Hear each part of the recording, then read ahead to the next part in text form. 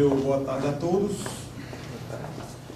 Gostaria inicialmente de agradecer o convite feito pelo ministro Biratã Aguiar para que o Tribunal de Contas dos Municípios tomasse participação ativa neste evento.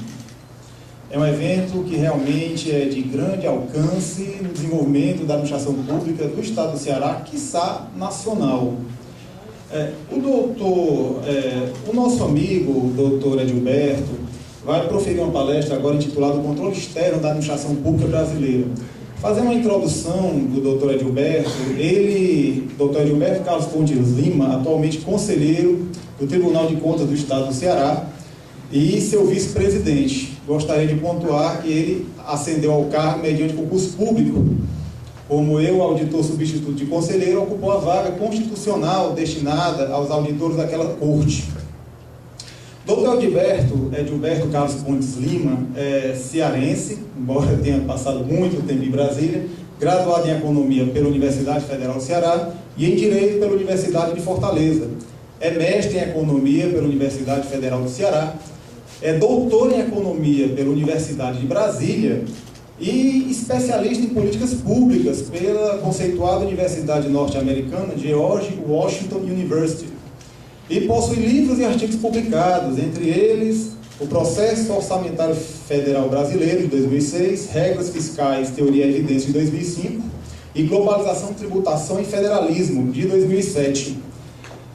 Dr. Edilberto vai nos agraciar agora com a sua inteligência e a sua vivência nesse ramo do controle externo, que é um ramo espinhoso, até para os que dele labutam, né? Então, Dr. Edilberto, lhe passo a palavra. Obrigado, Dr. Fernando Shoa. Muito grata satisfação estar aqui. Agradecer o convite do ministro Biratã, do Dr. Sabino Henrique. Ainda mais agradável ainda por um grande amigo, um dos maiores, uma das pessoas que mais conhece controle externo, que conhece direito público aqui no Estado do Ceará, também no Brasil, o Dr. Fernando Shoa. Então, eu começo com essas reflexões de alguns pensadores americanos e ingleses sobre a necessidade do controle. Eu sempre gosto de repetir essas reflexões. Eu sempre lembro do Alan Blinder, foi um grande teórico americano que ingressou na política. Ele foi Federal Reserve Bank, chegou a ser vice-chairman, vice-presidente, e sofreu muito na política, nas disputas e tudo mais. Ele dizia o seguinte: olha, a diferença entre a política e o cientista, entre o político e o cientista, é que o cientista está sempre querendo dizer uma coisa nova, sempre uma novidade, uma coisa que ele descobriu, ele quer mostrar, quer publicar, ser o primeiro a publicar, vai virar o paper, o artigo primeiro. E o político não, ele está sempre repetindo a mesma coisa, que ele quer convencer as pessoas. Então, precisa repetir para as pessoas se convencerem. Então, estou sempre repetindo essas reflexões aqui, precisamente atuando do ponto de vista político, no político de convencer, não político partidário, obviamente, mas político de convencer as pessoas da importância do controle, que nem todo mundo, muita gente ainda desconhece o controle e desconhece a sua importância. Então, essas reflexões aí do século XVIII sobre a importância do controle, exatamente porque sem controle tudo degenera. As pessoas querem mais e mais poder, mais e mais dinheiro, atropelam os adversários. Então, o controle é fundamental para isso, para frear os excessos. E o controle externo, que é exatamente esse o tema que foi posto da administração pública, ele é exercido de várias formas. Tem um controle externo que é exercido pelo Poder Legislativo ou pelo Parlamento diretamente, controle externo exercido pelos Tribunais de Contas, que é o que nós vamos enfatizar aqui, o próprio controle social, controle das eleições, por exemplo, não só eleições, mas todas as formas de controle social que existem, das associações, da sociedade organizada, pressionando por meio de passeatas, por exemplo. Isso é uma forma de controle externo, controle social. E o controle pelo Poder Judiciário, também uma forma, talvez a forma mais dura que tem, que é o controle pelo Poder Judiciário, muitas vezes mediante a participação do Ministério Público, que que controla também a administração pública. Mas falando especificamente sobre o poder legislativo, que as duas formas que vamos nos concentrar aqui, o controle pelo poder legislativo, do parlamento, e o controle pelo poder, pelos tribunais de contas, eu queria enfatizar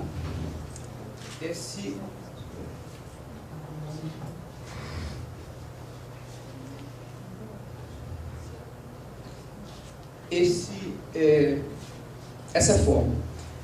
O controle da natureza das coisas, o controle do poder legislativo ser um controle político. O controle do Tribunal de Contas é essencialmente um controle técnico. Claro que tem natureza política também, porque o Tribunal de Contas é um órgão do Estado, ele integra a ossatura do Estado, ele integra as suas competências estão na própria Constituição. Mas eu quero dizer que o controle do poder legislativo, pela sua própria natureza, ele é um controle político, ele não é um controle de subsunção de fatos a normas estabelecidas, enfim, a regramentos estabelecidos, lei ou no orçamento. Não, é um controle por sua natureza político. Então, tem diversas formas que a Constituição estabeleceu para esse controle político, controle do poder legislativo, da administração pública. Ele é titulado de controle externo, isso é a Constituição. Ele julga as contas anuais do chefe do Poder Executivo, essa é uma questão fundamental, julgar as contas. De novo, gente, aqui o julgamento é político. Essa é uma questão extremamente importante. Digamos, por hipótese, o Tribunal de Contas rejeite, dê um parecer prévio pela rejeição das contas de um administrador, um prefeito, ou presidente da República, ou mesmo governador do Estado. O Poder Legislativo não diz, não, essas contas são aprovadas. Apesar do Tribunal de Contas ter rejeitado, ele aprova. E o faz por razões políticas. É um julgamento político. Não é se questionar esse julgamento político, é da natureza das coisas, é assim mesmo. É ontológico do Poder Legislativo, ele avaliar politicamente que, apesar daquelas contas terem aqueles problemas apontados pelo Tribunal de Contas, mas o governo vai bem, o emprego vai bem, o nível de inflação vai baixa, as pessoas estão satisfeitas. Então ele considera que aquelas contas devam ser aprovadas, as contas do chefe do Poder Executivo.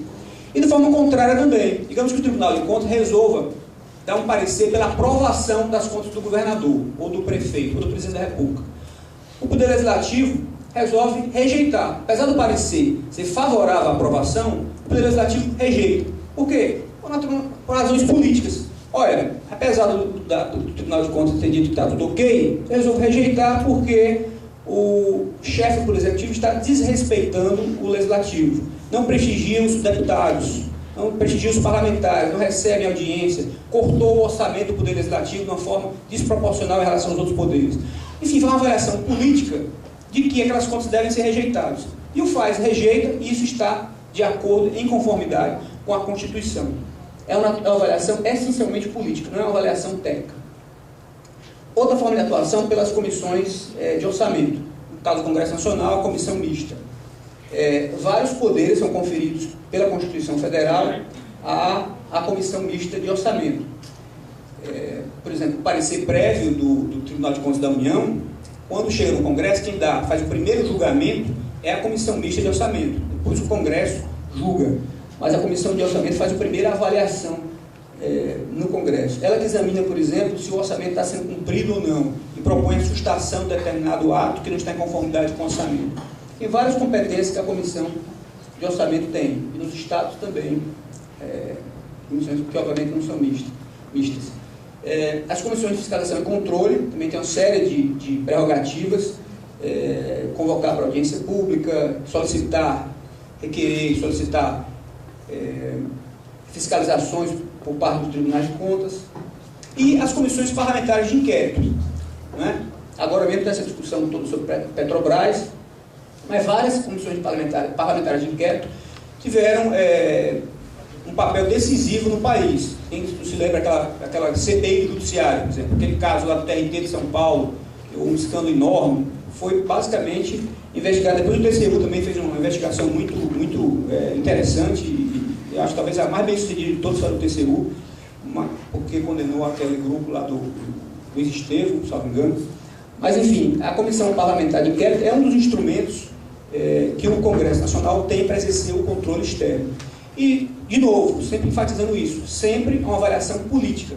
É da natureza do Congresso Nacional, do Parlamento, fazer sempre avaliações políticas. Não há que achar que isso está em desconformidade.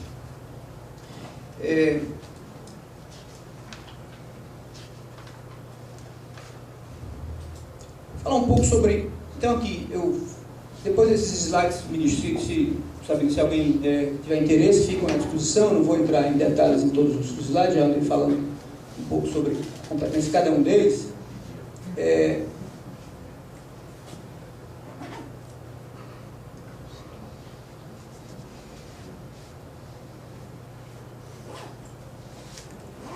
Então, quando a gente fala no controle, agora sim, técnico, ou seja, de exame em relação às normas contábeis, normas operacionais, normas legais, esse é feito pelos tribunais de contas no Brasil e em vários países. Existe aqui Portugal, França, a Europa, praticamente toda optou pelo sistema de tribunais de contas.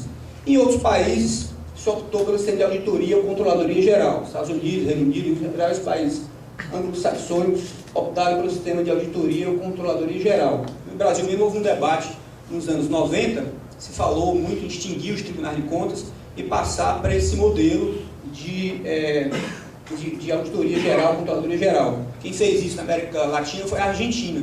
Havia um tribunal de contas lá, que foi extinto e foi criado um sistema de controladoria. No Brasil esse debate teve muita força nos anos 90 e depois os tribunais de contas se fortaleceram, principalmente o Tribunal de Contas da União, liderando esse movimento. E hoje não se fala mais nisso, pelo contrário. Acho que os tribunais de contas estão num momento de muito prestígio, isso alcançado com muito trabalho, com muita... enfim, várias atividades que deram resultados substanciais.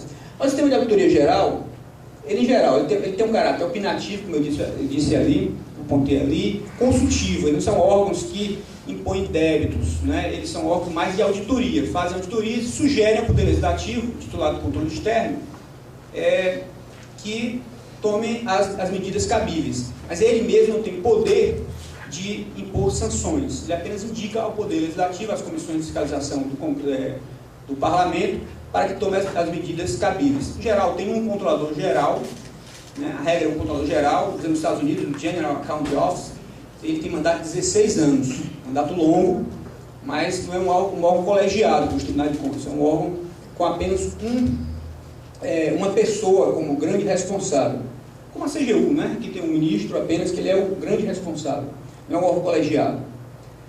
Já o sistema de tribunais de contas, que é o que nós conhecemos no Brasil e na Europa, como falei há pouco, suas decisões têm força coercitiva, né? Aplicam sanções, julgam contas, são bem mais poderosos do que as controladorias. Mas em compensação, a decisão é colegiada, não é apenas um que toma decisão, e são obrigados, e já há várias decisões do Supremo Tribunal Federal, aqui no Brasil, por exemplo, a assegurar ampla defesa, contraditório, seguir todos os procedimentos próprios até do Poder Judiciário. Em alguns países, os tribunais de contas pertencem ao Poder Judiciário. Portugal, por exemplo, pertence ao Poder Judiciário, é um órgão do Poder Judiciário.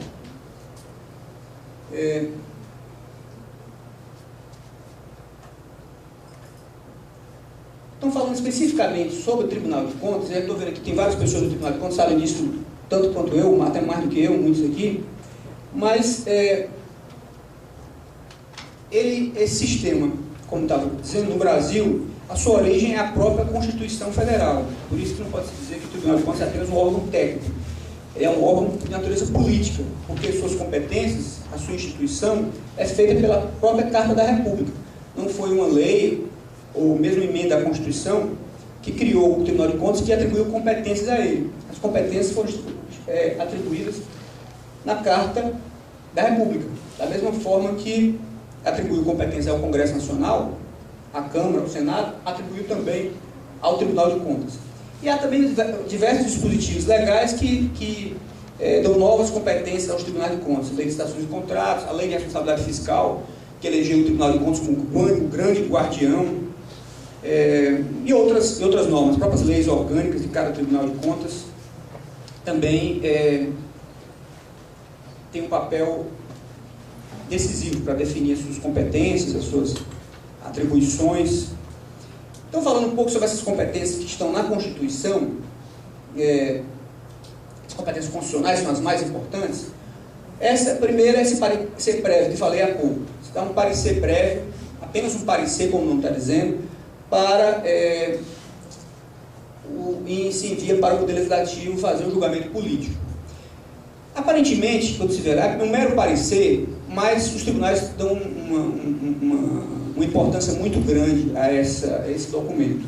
Se nós examinarmos, por exemplo, o do Tribunal de Contas da União, existem pouquíssimos documentos tão bem elaborados, análises tão profundas, tão críticas sobre o andamento a macro gestão governamental, uma macro avaliação governamental. Poucos documentos tão bem feitos como o parecer prévio que o Tribunal de Contas da União faz. É um documento primoroso. Quem tem interesse em contas públicas, em examinar isso, se examinar nos últimos 10 anos, a cada ano são melhores os relatórios. O ministro Gratami, acho que em 2008 foi um relator, um documento primoroso, várias análises são feitas.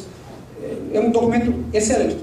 São os técnicos de muito bom nível no TCU e que fazem com total independência, todos concursados, presididos por um ministro, e depois é julgado aquilo. Então são documentos primorosos, todos na internet. Aqui no estado do Ceará mesmo, se vocês observarem, os relatórios também são muito bons, tem relatórios excelentes. O Dr. Wellington Cali foi coordenador durante alguns anos do parecer prévio do Tribunal de Contas do estado do Ceará.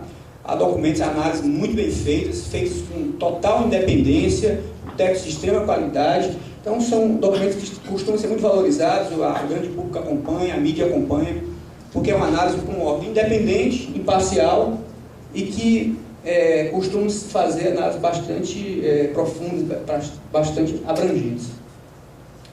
Outra competência, essa sim que os tribunais de contas são muito ciosos dela, e ela foi densificada, foi recuperada com muita força pela lei da ficha limpa, e todos os anos a mídia, os grandes jornais, a sociedade de uma forma geral acompanha com muito interesse a relação das contas irregulares dos tribunais de contas. Todo ano o Tribunal de Contas da União tem relação com mais de 6 mil nomes.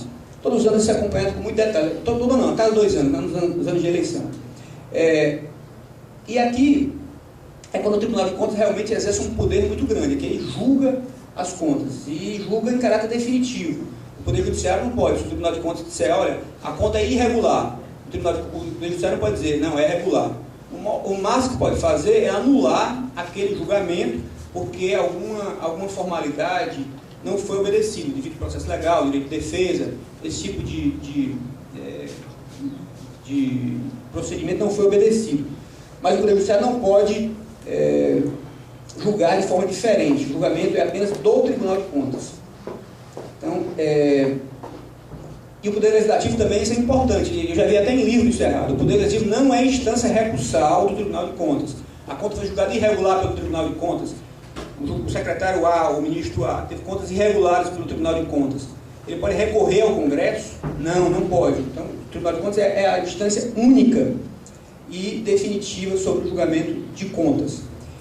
Há quem considere que o julgamento de contas é uma coisa menor, considera que isso é cadáver. O mais importante é o acompanhamento concomitante. Eu até concordo que o acompanhamento concomitante, quando está acontecendo, é fundamental. Esse é chave. Mas o julgamento de contas também é muito importante.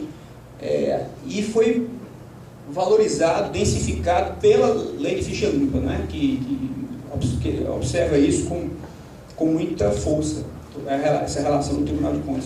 E, além de tudo, tem uma coisa que se fala muito em teoria dos jogos, chamada indução retroativa, que eu acho muito interessante esse conceito. Diz basicamente o seguinte: ele é gestor atual. Ele, como gestor atual, ele não está dando nem muita bola para o Tribunal de Contas. Ele se considera poderoso, ele é amigo do governador, ele é amigo dos senadores, ele é amigo... Enfim, tem muitos poderes e tudo mais. E aí ele está vendo o atual, um secretário anterior, desculpa, do jeito que foi secretário há 3, 4 anos, estão sendo julgadas hoje pelo tribunal, 3, 4 anos atrás. Cadáver, já que já foi feito. Alguém pode dizer, olha, não adianta mais, isso é cadáver, já foi feito. Só que o Tribunal de Contas julga irregular aquelas contas. Constitui um débito. Aplica multa. O jeito vai para a relação do TRE. O nome dele aparece no jornal, contas irregulares. Eu pergunto a vocês, o gestor atual, se achava tão poderoso, não dava pouca importância ao Tribunal de Contas, ele não vai ter um cuidado muito maior, que vê que aquele Tribunal de Contas é rigoroso. Ele diz, olha, aconteceu com o gestor anterior, pode acontecer comigo também. Daqui a 3, 4 anos as minhas contas serão julgadas, uma licitação que eu fiz, dispensei indevidamente a licitação, uma inexigibilidade indevida, enfim, qualquer irregularidade, uma modalidade errada de licitação. Então faz com que o gestor atual acabe, pelo efeito do anterior, acabe atuando sobre tem um efeito sobre o atual gestor. Por isso é que julgar contas é fundamental, não é apenas cadáver, porque isso traz um efeito para o atual, faz o atual ficar muito mais cuidadoso, muito mais preocupado com o seu futuro, porque sabe que o tribunal será rigoroso no seu julgamento. Há uma série de debates que eu não vou entrar aqui, mas apenas ilustração. Essa conta interessa muito mais ao TCM, no caso do Estado do Ceará, quando o prefeito é gestor, ele é ordenador de despesas, quem julga suas contas? Há quem entenda, o ministro Gilmar Mendes, por exemplo, é a Câmara Municipal, já o ministro Carlos Aires Brito é o Tribunal de Contas. Há um debate muito grande sobre isso que ainda não foi decidido, né? No caso que o prefeito atua como ordenador de despesas. Nos estados isso não é importante, nem na União, porque o governador nunca é ordenador de despesas, nem o presidente da República. Mas alguns municípios menores, essa questão é importante. Julgamento de contas. Havia em vários estados que colocavam nas suas constituições que as contas da Assembleia Legislativa seriam julgadas pela própria Assembleia, não seriam julgadas pelo Tribunal de Contas. Né? Por exemplo, lá na Bahia, por exemplo, as contas do Tribunal de Justiça e as contas do Tribunal de Contas dos municípios não são julgadas pelo TCE, segundo a Constituição Estadual, são julgadas pela Assembleia Legislativa. Mas em todos esses casos que chegou ao Supremo, quando o Supremo julgou, eles querem constitucional. Quem julga essas contas nos termos da Constituição é a Constituição Federal, é o Tribunal de Contas do Estado. Havia também na Lei de Responsabilidade Fiscal, dizendo que as contas dos poderes não seriam julgadas pelos tribunais de contas, seriam apenas um parecer prévio. Também o Supremo considerou inconstitucional esses artigos da LRF, da Lei de Responsabilidade Fiscal. Aqui é outra competência, basicamente de registro de atos de aposentadoria, uma competência muito antiga, acho que desde o começo do Tribunal de Contas. Considera-se que esses atos de aposentadoria e pensão são atos complexos que se aperfeiçoam no Tribunal de Contas. Então também é uma atribuição que a Constituição estabelece. Essa é fundamental, esse é o controle concomitante que o ministro Biratã tanto gosta e, enfim, todos nós temos grande apreço por elas, que é realizar inspeções e auditorias por iniciativa própria ou por solicitação do Poder Legislativo. Vejam aqui que quando se diz que o Tribunal de Contas ele é um órgão que auxilia o Poder Legislativo, aqui fica muito claro que auxilia, mas não quer dizer que seja subordinado ao Poder Legislativo. Ele auxilia, mas ele também atua por iniciativa própria. E pode fazer inspeção e auditoria nas unidades do próprio Poder Legislativo. Como agora, por exemplo, o TCU fez sobre o teto constitucional dos servidores do Senado e da Câmara Federal.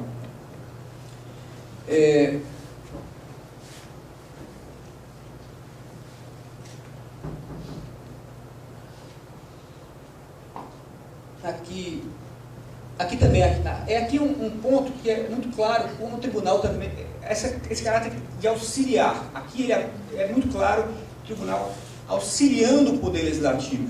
O Poder Legislativo, quando ele solicita informação ao Tribunal de Contas, solicita uma auditoria, solicita uma fiscalização, o Tribunal de Contas deve atender, tem a obrigação de atender.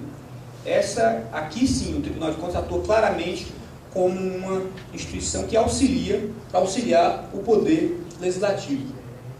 Mas ressalto que o Constituinte teve essa preocupação, não é um deputado individual, um deputado da oposição sozinho, não, ele tem que convencer os pares dele, tem que ser uma comissão, pelo menos uma comissão, para solicitar essas auditorias, essas informações do Tribunal de Contas.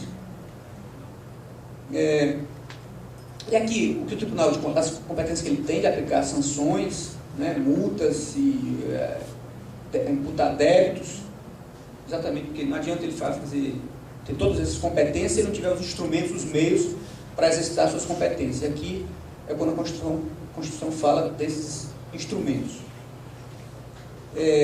E assinar prazo, que também é muito importante, quando o Tribunal de Contas constata uma irregularidade, uma ilegalidade na execução da despesa, a administração pública está se comportando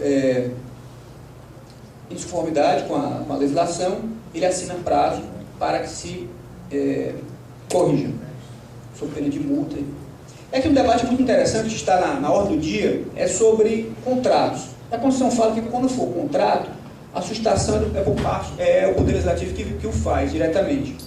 Só que o Tribunal de Contas da União começou a determinar que órgãos sustassem contratos e os órgãos não se conformaram, foram ao Supremo Tribunal Federal, o mandato de segurança do Supremo Tribunal Federal. E o Supremo Tribunal Federal confirmou essa competência do Tribunal de Contas de determinar que o órgão que está executando um contrato o anule. O Tribunal de Contas da União tem esse, o Tribunal de Contas dos Estados também tem essa competência de determinar que não pode sustar diretamente, mas determinar que anule, essa competência existe, principalmente se o vício for decorrente da licitação. A licitação viciada gerou um contrato. Então, aqueles efeitos da licitação viciada foi a assinatura de um contrato, portanto, viciado também. Então, o Tribunal de Contas pode determinar que o órgão o faça. Doutor Eduardo aqui, que é um grande... Doutor Eduardo Lemos, cumprimento, Vossa Excelência. Obrigado por estar aqui.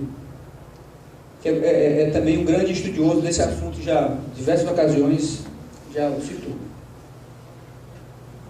E aqui também uma competência importante. O Tribunal de Contas, muitas vezes ele não pode atuar naquele campo, por exemplo, ele não atua no campo penal. Ação de improbidade administrativa, o Tribunal de Contas não promove a ação penal. Mas ele tem a obrigação, dever de representar os órgãos competentes. E isso é interessante, gente. Boa parte, se a gente olhar, boa parte das ações do Ministério Público, tanto estadual quanto federal, decorreram de iniciativas, de auditorias, de fiscalização dos tribunais de contas. O Tribunal de Contas fez a fiscalização, uma auditoria, constatou uma série de irregularidades, indícios fortes de improbidade administrativa e até de crime. E encaminha ao Ministério Público, e o Ministério Público promove as devidas ações, ação penal, ação de improbidade administrativa. Muitas vezes nem dá os créditos devidos ao Tribunal de Contas, um trabalho que nem aparece tanto, parece só como trabalho do Ministério Público. Mas boa parte dos casos, isso é geral, ministro, já conversando com vários conselheiros do Brasil afora, até se queixam disso. Puxa, eles não podiam dar os créditos. Foi trabalho do Tribunal de Contas, essa ação do Ministério Público. Mas, enfim, é a nossa obrigação, toda vez que encontrarmos um indício de crime, indício de improbidade, nas nossas auditorias, nas nossas fiscalizações, encaminharmos aos órgãos competentes. E aí, gente, eu listei essas competências e procurei aqui ilustrar com alguns exemplos práticos da atuação do Tribunal de Contas. Existem milhares de casos, apenas aqui para ilustrar, para que as pessoas que não são de Tribunal de Contas, algumas dessas iniciativas em que o Tribunal de Contas agiu, atuou bem, fez economizar recursos do erário, enfim, controlou de fato, efetivamente, a administração pública, como se espera. Então, comecei aqui com o nosso Tribunal de Contas, Tribunal de Contas do Ceará, aqui prestigiando o doutor Aurício, uma ação que eles fizeram lá, ele e o doutor Raimi e outras pessoas lá da Inspetoria de TI, deram uma auditoria para coletar informações relevantes sobre governança de TI na administração pública estadual. No processo, vários problemas foram encontrados. Notou-se que realmente era quase um caos, um verdadeiro caos, a governança de TI, tecnologia da informação, no estado do Ceará. E o Tribunal de Contas determinou que uma série de providências, os órgãos adotassem uma série de providências, houve uma resolução nesse sentido, e o Tribunal de Contas passou a monitorar essas determinações que fez. E o resultado disso é que houve um avanço significativo, uma melhora substancial da administração pública do Estado do Ceará nesse campo de governança de TI, graças a esse trabalho muito bem conduzido pela Inspetoria de Tecnologia da Informação lá do Tribunal de Contas do Estado do Ceará. Esse é um exemplo. Outro exemplo, a auditoria para aperfeiçoamento dos procedimentos atinentes à compensação previdenciária. Porque um servidor público que vem, por exemplo, da União, ou vem do município, ou, enfim, ele contribuiu para a INSS e passou a ser servidor público estadual, aqui tem que ter uma compensação. Isso não era feito, né? O Estado do Ceará perdia muitos recursos, milhões de reais, todos os anos por conta dessa ausência de compensação, a compensação feita de forma insuficiente. Depois dessa auditoria, dessas determinações do Tribunal de Contas, houve um incremento significativo. Aqui só os valores para vocês notarem. Em 2011, por exemplo, saltou para 27 milhões. Em 2008, que no começo da auditoria, era apenas 7 milhões. Basicamente pela ação dessa auditoria do Tribunal de Contas. E várias outras que podia citar, mas desse acompanhamento sistemático, aquela fiscalização lá no cheio da Constituição, concomitante, todas essas grandes obras do Estado do Ceará são acompanhadas pelo Tribunal de Contas, relatórios divulgados periodicamente, todos na internet, desde o Castelão, a grande reforma do Castelão, depois da atuação do Tribunal de Contas, várias recomendações, determinações, calcula-se que houve uma economia, o Estado pagou a menor em relação ao que estava antes, de mais de 90 milhões de reais. A licitação ficou mais barata. Tanto é por conta da ação do Tribunal de Contas do Estado do Ceará, no Castelão. No caso do Aquário também, o Tribunal tem feito uma série de recomendações, determinações. Agora mesmo, por cautelar, suspendeu uma termoelétrica que estava sendo construída, porque uma série de requisitos não estavam sendo cumpridos, até que o Estado passe a cumprir, principalmente do ponto de vista ambiental. Centro de eventos também, uma série de recomendações, determinações. Hospitais regionais, quando aquele hospital lá de Sobral caiu lá no Marquise, o Tribunal de Contas foi lá, uma equipe foi lá, constatou alguns problemas, foi multado o secretário da época de saúde, foi apontado um débito de mais de 2 milhões de reais, porque determinado equipamento era para ter sido colocado, foi colocado outro, material mais barato, o tribunal apurou o débito, determinou que se pagasse, corrigisse, foi feito. A ponte estaiada também, o tribunal recentemente deu um cautelar com uma série de requisitos que não estavam sendo cumpridos. Enfim, o tribunal tem atuado de forma concomitante, fiscalização concomitante, exatamente para interferir na administração pública para preservar o erário. E estou dando alguns exemplos que vários poderes, e tem várias ações, várias iniciativas que o tribunal fez no Poder Judiciário, no Poder Legislativo, em vários campos. Eu poderia citar dezenas aqui. O TCU, também estou citando apenas alguns, são milhares de decisões do TCU. Essa do ProUni e do FIES, esse acórdão 816 de 2009. A implantação do módulo de supervisão de bolsistas, inclusão que não possui um critério para participar do programa. O TCU, ele fez um cruzamento de dados, ele pegou várias bases de dados. Veja a importância de tecnologia da informação. O TCE está investindo muito nisso agora. Isso é fundamental, cruzar a base de dados, né, para encontrar, encontrar uma série de irregularidades. Nesse cruzamento de base de dados, diversas bases de dados, eles encontraram muita gente que estava recebendo bolsa, FIES, estava recebendo o ProUni e não tinha direito, não atendia requisitos. O sujeito estava lá recebendo o ProUni, por exemplo, e tinha carro zero. Como é que eles descobriram isso? Foram lá no Renavan e descobriram que ele era proprietário de carro zero, carro de luxo, e estava recebendo o benefício que é para a gente, estudante carente. Então, o TCU glosou várias dessas bolsas irregulares. E também sugeriu alterações, fez recomendações para alterações na legislação. Recentemente fez um estudo para a concessão de aeroportos de Guarulhos, Brasília e Viracopos. Foi identificado várias superestimativas de investimentos previstos. Na ordem de bilhões naquele caso ali. Viracopos, mais de 2 bilhões. Guarulhos, 1,6 bilhão. Encontrou uma série de problemas e determinou que fossem corrigidos os editais e o foram. Poderia citar dezenas aqui, apenas para ilustrar. Tribunal de Contas DF. Aqui também estou citando alguns casos aqui de economia, da ação do TCDF. E recentemente agora, no caso de São Paulo, por exemplo, que chamou muita atenção, a maior universidade do país, a USP, teve as contas rejeitadas pelo TCE de São Paulo. Rejeitadas. Por quê? Porque descobriu que estava pagando a muitos altos dirigentes da USP remunerações muito acima do teto. O teto constitucional estabelecido de remuneração. Então, o Tribunal de Contas havia já em anos anteriores recomendado. Olha, corrijam. 2007 já havia recomendado, 2006 também, 2005 também. Não fizeram. Em 2008, o Tribunal de Contas rejeitou as contas da Universidade de São Paulo, dos gestores da Universidade de São Paulo. E fez novos alertas que as multas poderiam ser muito maiores em caso de novo descumprimento. Apenas alguns exemplos, como eu disse para vocês, tem centenas ou milhares de casos de atuação dos tribunais de contas para o controle externo da administração pública. E aí eu comecei com a frase dos pensadores ingleses e americanos concluam com a frase do Rui Barbosa, o pensamento do Rui Barbosa, que é o patrono dos tribunais de contas. Não basta julgar a administração, denunciar o excesso cometido, colher a exorbitância para prevaricação, para se punir. Circunstâncias limites, essa função tutelada do direito de dinheiro público será muitas vezes inútil, por omissa, tardia ou impotente. Convém levantar entre o poder que autoriza periodicamente a despesa e o poder que cotidianamente a executa, um mediador independente, auxiliar de um e de outro, que, comunicando com a legislatura, intervir na administração, seja não só o vigia, como a mão forte da primeira sobre a segunda, obstando a perpetração das infrações orçamentárias por um veto oportuno aos atos executivos, que direto ou indiretamente, próximo ou remotamente, discrepe da linha rigorosa das leis de finanças. E esse órgão é exatamente o Tribunal de Contas. É isso que eu queria dizer para vocês, gente. Obrigado, estou à disposição para alguma pergunta. Obrigado.